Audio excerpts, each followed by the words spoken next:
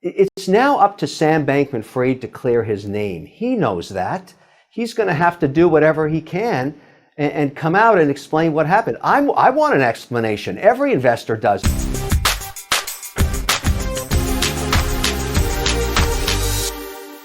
This huge shockwave that went through the financial services industry, I don't consider it just crypto, but obviously the FTX collapse is going to have some peripheral damage, and you're starting to see it happen. And I think there's more to come. Just to be transparent and open about it, I was an investor in FTX International and an investor in FTX US, and I was a paid spokesperson. And so those are all facts, and I'm living with them every day. This was not one of my good investments. This was a bad investment for a whole host of reasons.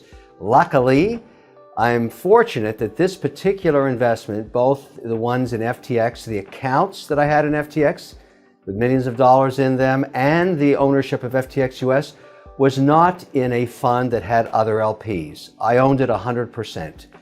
We hadn't made the decision to diversify yet. We were waiting to see if FTX would go public and how regulation was going to come forward before we put other people's money at risk.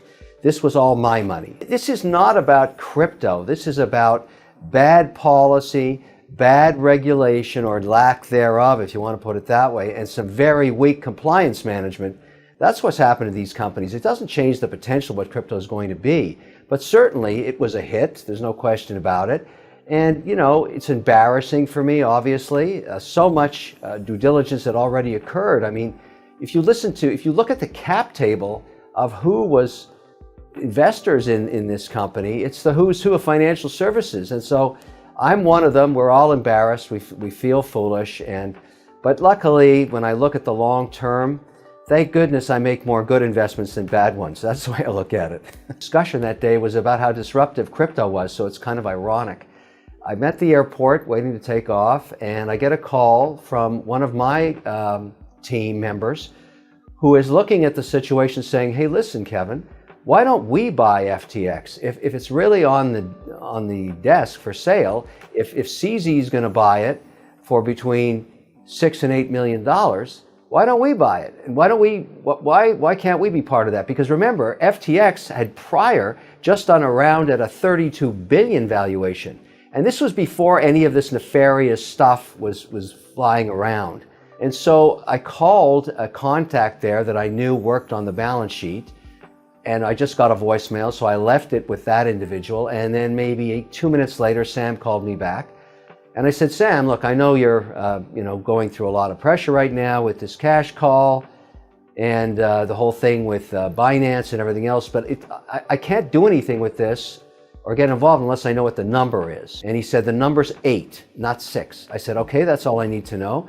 And that kind of a number, believe it or not, is not that big for sovereign wealth funds. And so, and I work with them in the indexing business, so that's when I started making calls.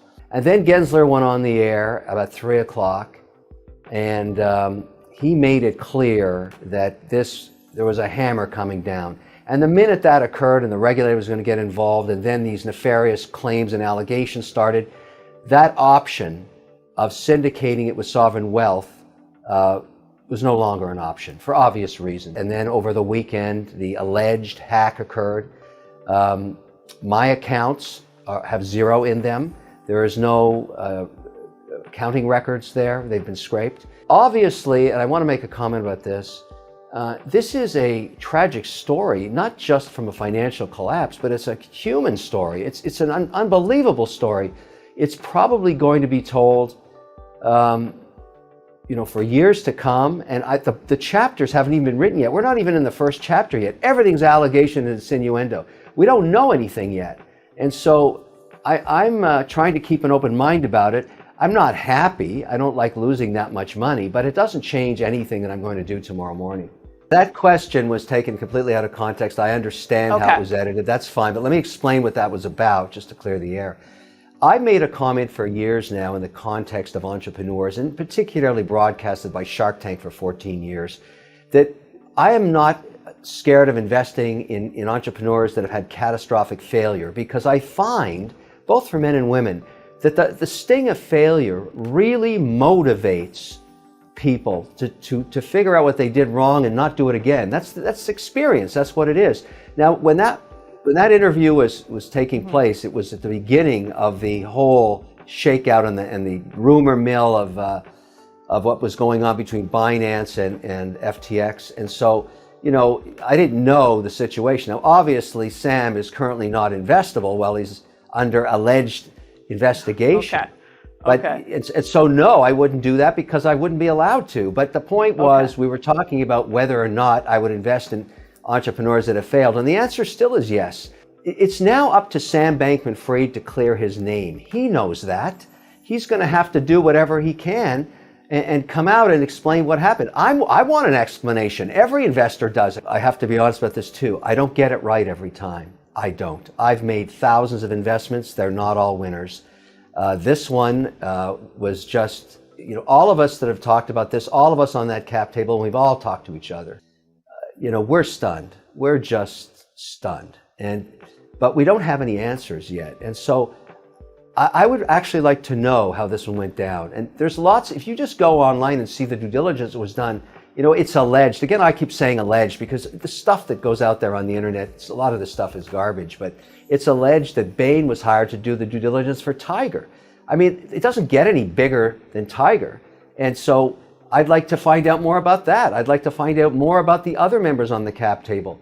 We all look like idiots. And, I'm the first to admit it. I understand how the internet works and how to, people want to say inflammatory things to get more users and rile up I'm a big boy on this stuff. I have to be honest with you without sounding trite. It's all noise to me. It's just Rabini, that's just noise. This Bitbozo guy, that's just noise. I don't care. But at the end of the day, it's got to be facts. The whole thing has to be driven by the truth. And we don't have it yet. So I'd like to get the truth. That's what I'm after. And, there's no question. All of the paid spokespersons, including me and Tom Brady and Seth Curry and Giselle and right down the list, we're all being sued. During that process, we're going to get to the truth. When litigation scrapes to the truth, and that's what's going to happen. Look, I would have rather not been involved in this, but it doesn't change anything I do, and it doesn't change my policy of transparency. And if people want to be crazy online, I've been watching this for years. I mean, it's noise. And let me be clear about this: is the facts, the truth, the timeline, it all has to come out, and it will. The one unique thing about this situation versus other financial collapses and calamities and disasters, everything that occurred here is on the blockchain. Every single transaction is recorded. Now, you may not know who the wallet is, who owns it, or who stole it, whatever these allegations are, but every single transaction will be able to be found. And so there's no hiding from it. It's going to come clean. At the end of the day, we didn't understand yet whether FTX itself, both the US and the international, would ever go public. Where's the liquidity? Because none of these companies have any liquidity. So I don't want to put that burden on anybody else. The timeline's unknown and kept changing. So I personally took the hit, and that's fine with me. Let's just talk about an exchange. I will never put any money into an unregulated exchange ever again. The first thing I did, we have a policy in my shop that we don't just have diversification on portfolios, we have institutional diversification. We don't put all our capital, our cash, our investments in one institution. We want multiple exposure to different institutions because you never know when an FTX is going to happen or a Bear Stearns is going to happen. I've seen this movie before. This is not the first time.